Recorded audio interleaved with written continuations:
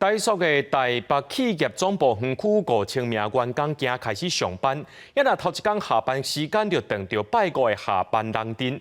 台北市交通局有协调业者，讲这公车的车帮就要接较密的。当地里长也讲，对这员工到价开始入来了后，交通需求增加，甚至有学生囡仔等2班车，拢也客袂起哩。下班时间，人陆续到公车站等车，人是排甲长路路。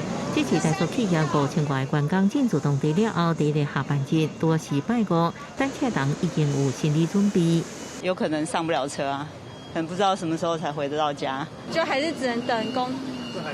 对啊，这边交通真的很不方便啊，只能搭公车而已。李长讲，台塑员工陆续进驻，通勤需求量大增，甚至有学生要去内湖读册，无法度进公车，批评台北市交通局无一个作为。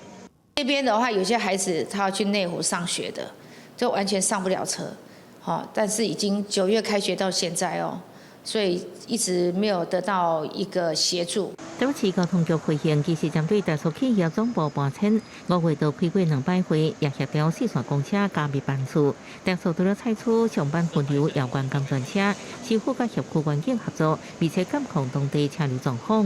在短暂的时间有出现要多等1班的状况，可是就是第2班上得了车。南京干线的公车有做加密班次，尖峰班距从6分钟1班提升到5分钟1班。